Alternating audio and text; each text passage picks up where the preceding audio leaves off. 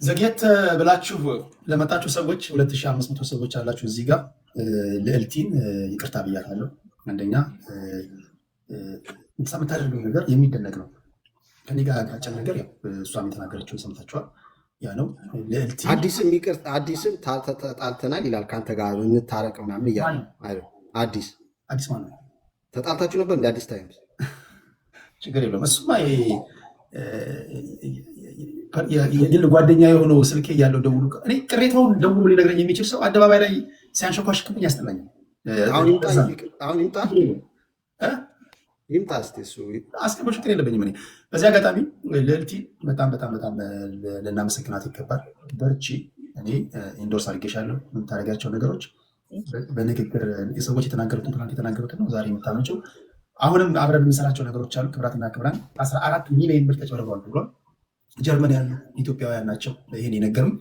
የ14 ሚሊዮን ብር የተጭበረበረው የሐዋላ ገንዘብ ከቅድም ከወራኑ ጋር ማብሮ የሚሄድ ነው። ገንዘብ አንዳንድ ጊዜ የመላክ ነገሮችም እኔ እንደዚህ አይነት ነገሮች እያየሁ ነው እና እሱን ነግራችሁና ሲበስል በጋራ ሆነን ግራ ቀኙን አይተን ለእነዚህ ለተበደሉ ወገኖቻችን መፍትሄ የምንሰጥበትን ነገር እናዘጋጃለን።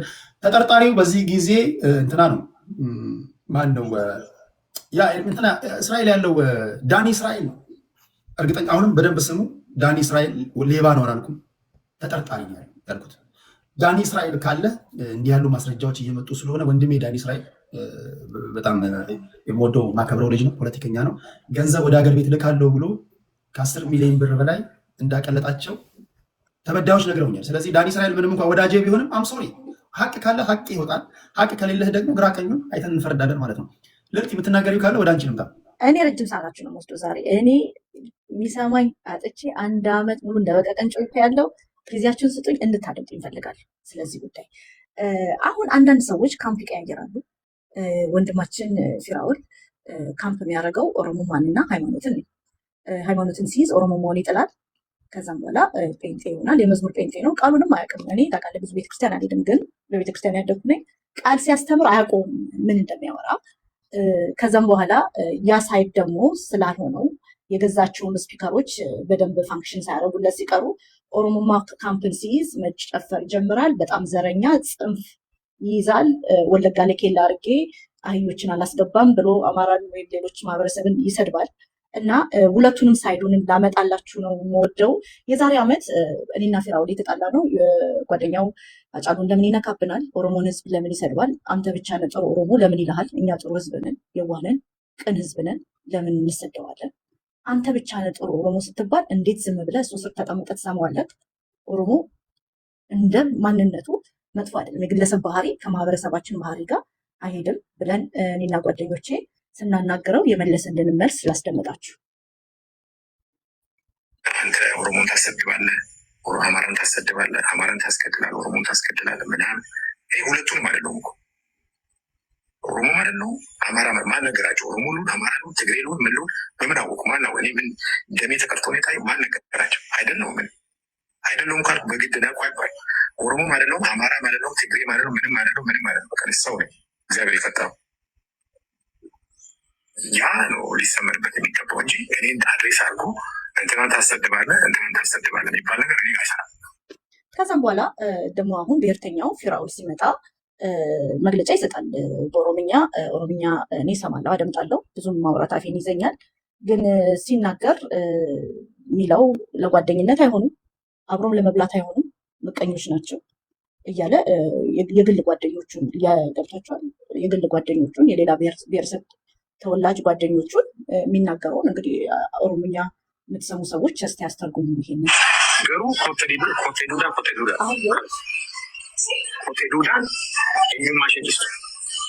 አህያ ሁሌም አህያ ነው። ማንነቱን አይተው ምቀኛ ነው። አብሮ ለመብላት አይሆንም፣ አብሮ ለመኖር አይሆንም። ከእነሱ ጋር ምንም አይነት ህብረት አያስፈልጋችሁ እያለ በኦሮምኛ ያወራል። ይሄኛው ደግሞ ብሔርተኛው ፊራኦል ነው። ኬላ ወለጋ ላይ ያደርጋል። እኔ ወለጋ ነኝ። ከዛም በተጨማሪ ጂጂኪያ ጄኖሳይድ በፊራኦል ኢዲቻ ተነካ ብላ ጄኖሳይድ ስታውጅ ቁጭ ብሎ የሚሰማት ብሔርተኛው ፊራኦል። እኔ ኦሮሞ ነኝ፣ ብሔርተኛ ነኝ፣ ግልጽ ነኝ፣ ብሔርተኛ ነኝ። ግን እና እንዴት ኦሮሞ ማንም ንጹህ ነፍስ በማንም ምክንያት ሊጠፋ አይገባም። ጭራሽ ትራማ መቀስቀስ ተጀመረ።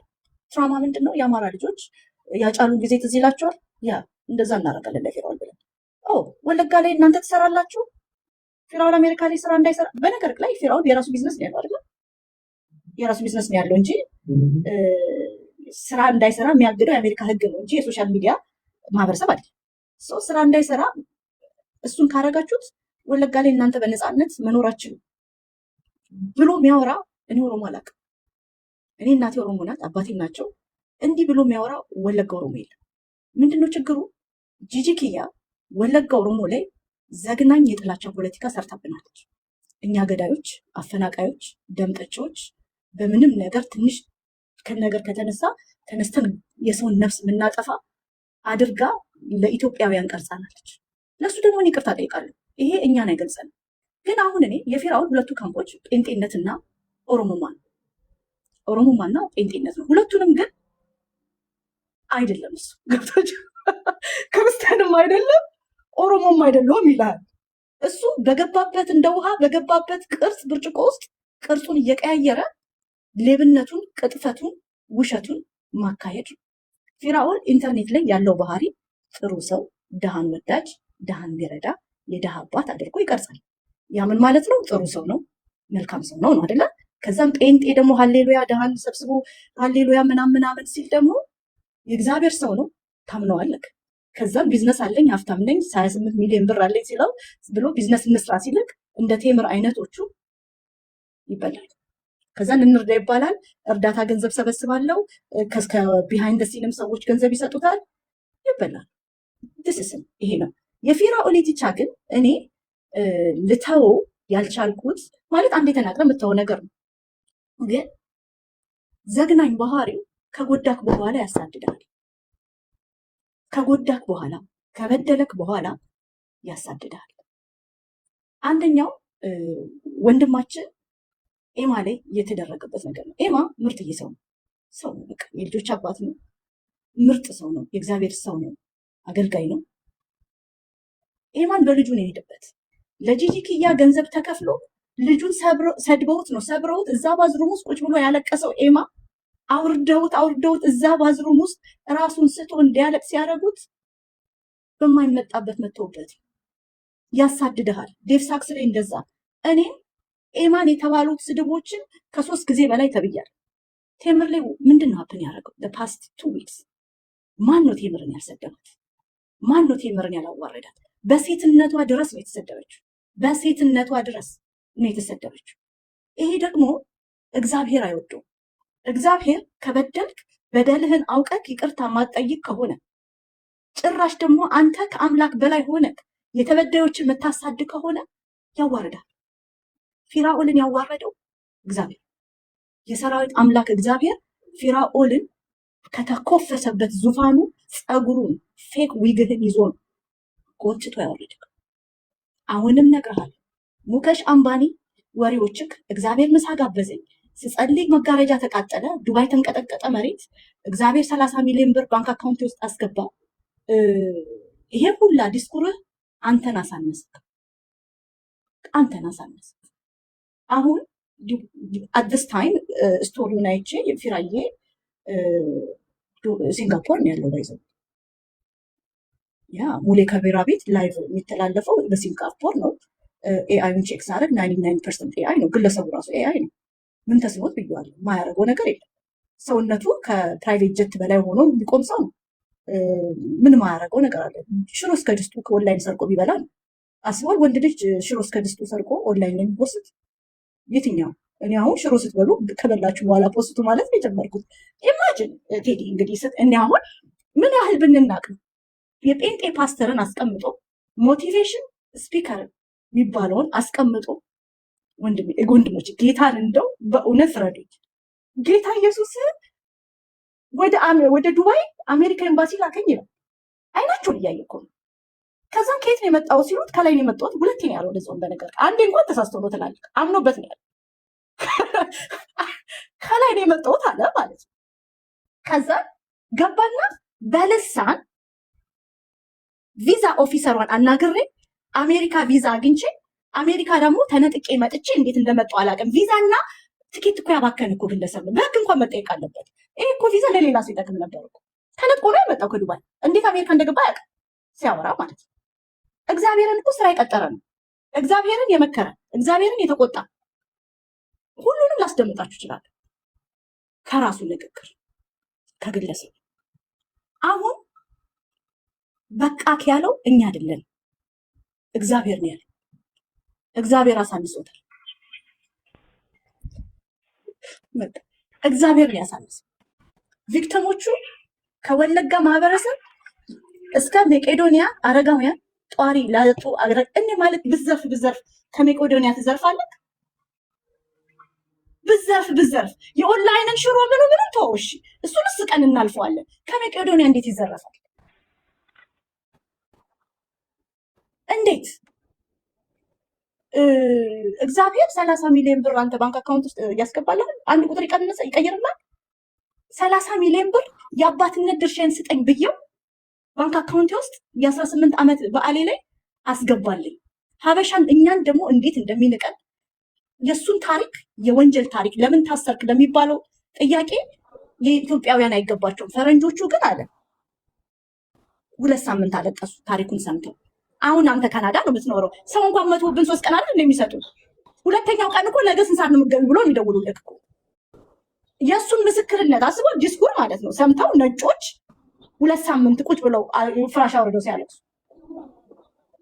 ምን ያልሰማነው ነገር አለ? አሁን ግን ምንድነው ሌብነቱን ውሸቱን ስትይዘው አይንህን እንትን የሚልበት ምክንያቶች ያመጣል። አሁን ለምሳሌ አዲስ ታይምስ ሚዩት አድርግልኝ።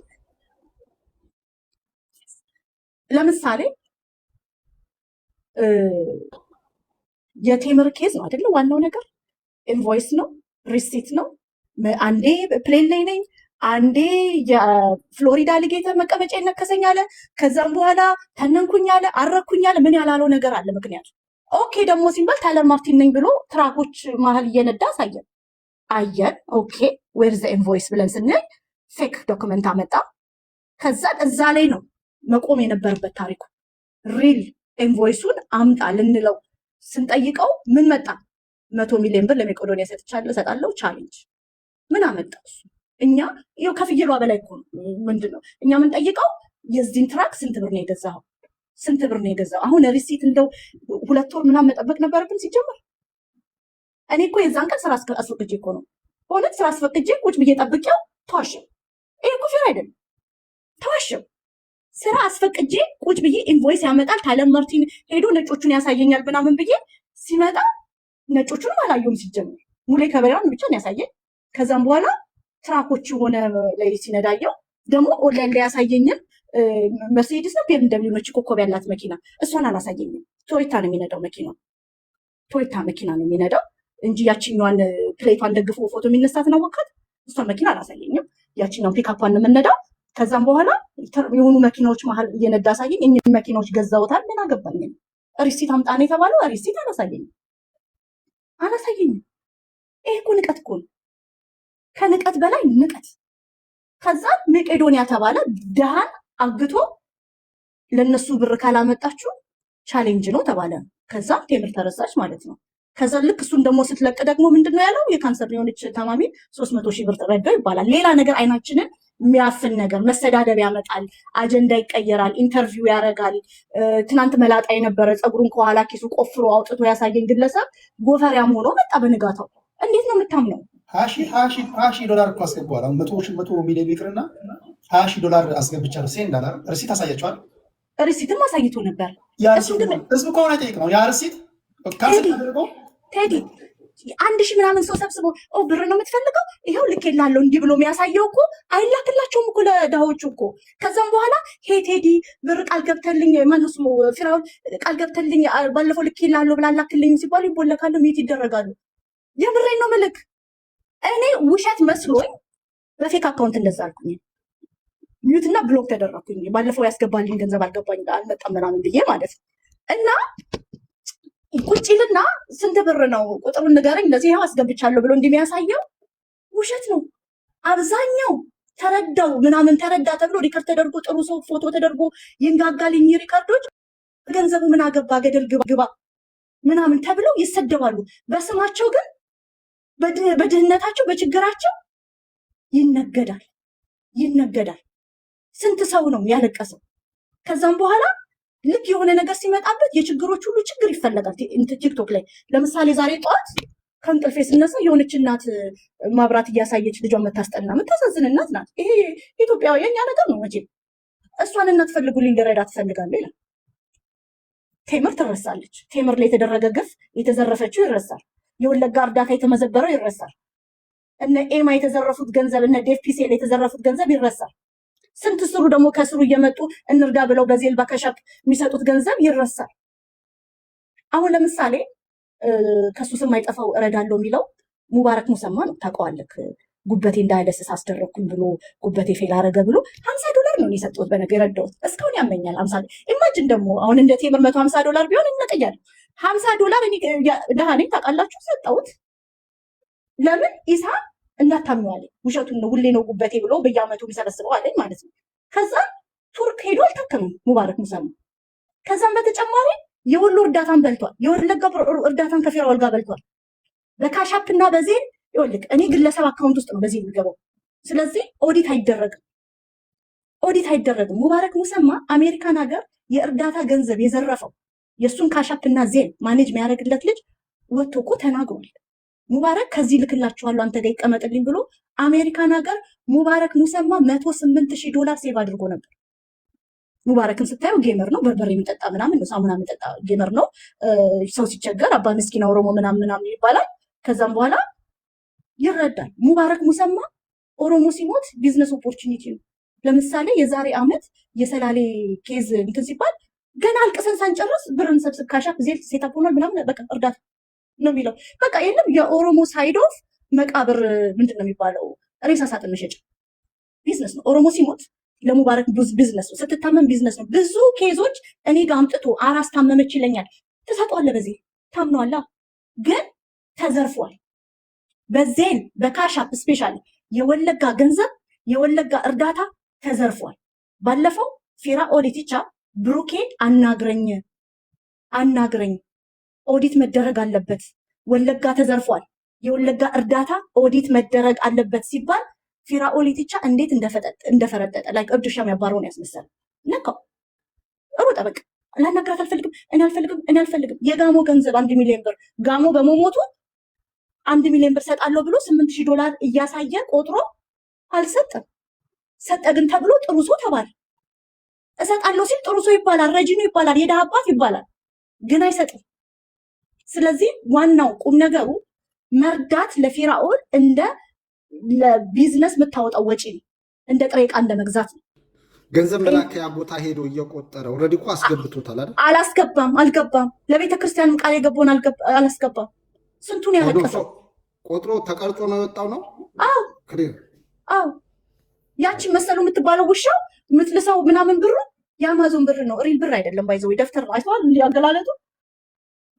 አያስቅም። ልናለቅስ ነው የሚገባው። እንደ ቲክቶክ ማህበረሰብ ቁጭ ብለን ማልቀስ ነው ያለብን። የሆነ የለም ስታየው ያ እንዳትረሺው እየተባልኩኝ ነው። ጓደኞቼ 1 ዓመት ሙሉ ከኔ ጋር ሲዋትቱ የነበሩ የሞት ቃል ይገባል። የሆነ ልጅ ወንድሜ የ1 ዓመት በፊት ምስኪን እየወጣት ልጅ ህይወቱ አልፏል። ነፍሱን እግዚአብሔር ይማረው። ፊራኦል ረድቶታል። ነፍሱ ግን አልፏል፣ ሞቷል። ልጁ ዓመት አልፎታል። ዓመት ከ4 ወር 5 ወር አልፎታል። አሁን ግን ምስጋናውን እየገረበ ነው። በፓስቱ መንስ የሱን ቪዲዮ የሱን ታሪክ የሱን ምስጋና ከ1 ዓመት በላይ የሱን ቪዲዮ እየተገረበ ነው። ልጁ ግን ሞቷል። ወንድሜ አልፏል፣ ሞቷል። መልካም የምትባለዋን ህፃን ልጅ በሱ ነው በጣም ስሙን የገነባው። ቤዛ የምትባለውን ልጅ ፌመስ የሆኑት በመልካሜ መርዳታቸው።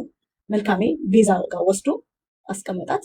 መልካሜ ከቤዛ ጋር ስትራብ እንደነበረ ኢትዮጵያውያን አታውቁም። ቪዲዮ አለኝ። ቤዛ መልካሜ ከኔ ጋር ተርባ ነበረ ብላ ስታወራ መልካሜን አሁን ደግሞ ወስዶ አዋሳ ጥሏታል። ሌኒዝ ጋር ነው ያለችው። ስለ መልካሜ ሄለን ሾው ጋር 2 ቀን በፊት ሲጠየቅ ፊራኦል ምንድን ያለው? መልካሜ የራሷ ሶሻል ሚዲያ አላት፣ እዛ ላይ ጠይቋል። እሱ ሶሻል ሚዲያ ፊራኦል ነው ማኔጅ የሚያደርገው።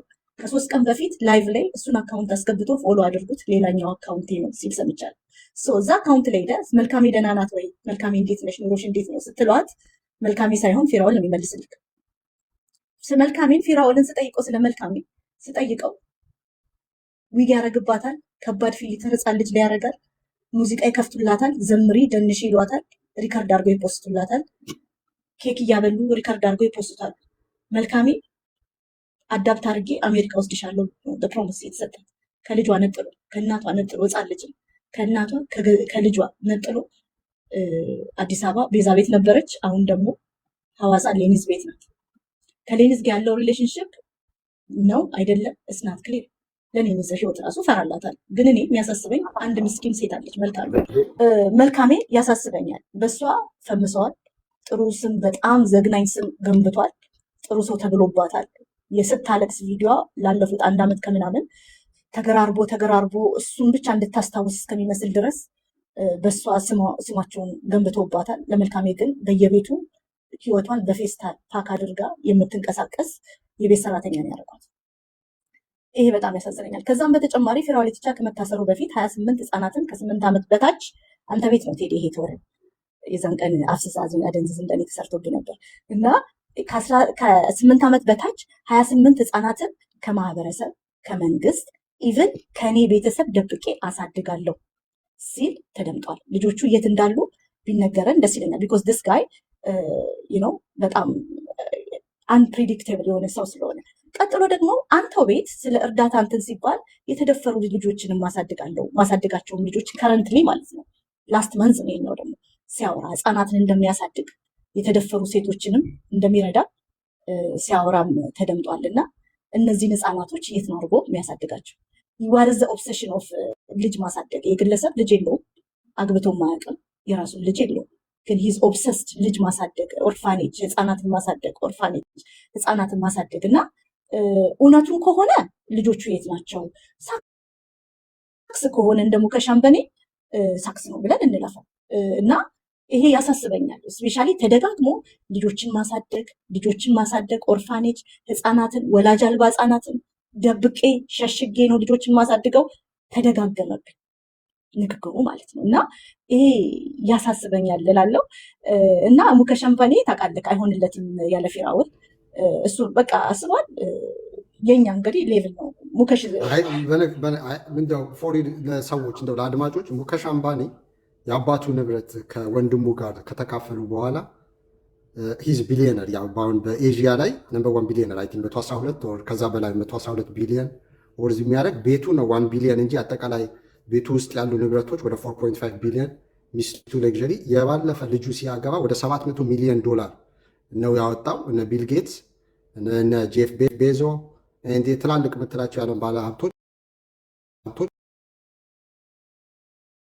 ረጅም ቀን የተደረገ ሰርግ ነው። ታዲያ ልጁ የፊራኦልን እግር ስሙ ሲወጣ ላይ የሚሰርቁ ቀን በስመ አብ ሰውዬ ሲጀምር ልጁ ወደ 40 ነው ምናምን ጋርድ ያለው ፊራኦል እዚህ ቲክቶክ ላይ ነው ፕሊዝ በእግዚአብሔር ይሄ አሁን ሲሉ መጣላት አልፈልግም። ፊራኦል እዚህ ቲክቶክ ላይ እኮ ከገስት ወደ ገስት እኮ ሪኩዌስት አድርጎ የሚገባው እኮ የጌታ ኢየሱስ ክርስቶስን ምሳሌነት ተከትሎ ሀምብል ሆኖ ነው እንጂ ሙከሽ አምባኒ ጓደኛ እንዴ ላምቦርጊኒ ነው የሰጠው። እንደዚህ ሙከት ሲጀምር ልንገርህ ሙከሽ አምባኒ ማለት በንግግሩ ሼያል ያለ እንግዲህ ብናከብራቸው ቢሊዮነር ውሃ ቀርተው የሰጡት የተባሉት ነው። ያለ ፊራኦል አይሆንለትም። ውሃ ቀርተው ሰጡት ነው ያለው። ኦኬ ሙከሽ አምባኒ ማለት ሲጀምር እንኳን ለፍራኦል ያላንተ እኔ ፍራኦልን በጥላቻ አይደለም፣ ግን እንኳን እሱ እንደዚህ ለወንድሙ ያልተመለሰ ሰው ነው። መጀመሪያ የኦይል ካምፓኒውን ነው የተካፈለው። ያኛው የኛ ፊራኦል ሲሚንቶ ፋብሪካ እኮ አለው እኮ ኢትዮጵያ ውስጥ ነው ወይ?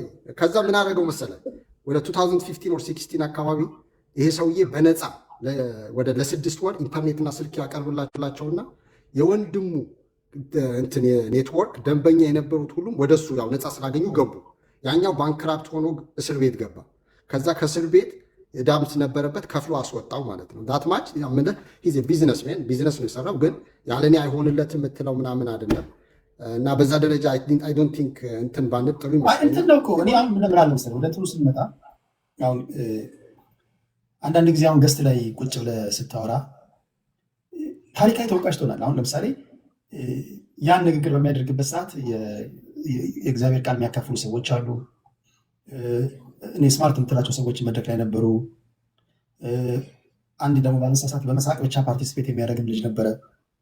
አሁን ትውልዱ ይህን ሪከርድ አድርጎ በሚቀጥለው በነጋታው እኮ ትንታኔ ሲሰጥብህ በቃ ዘላለምን እኮ እየተሰደብክ ነው የምትኖረው።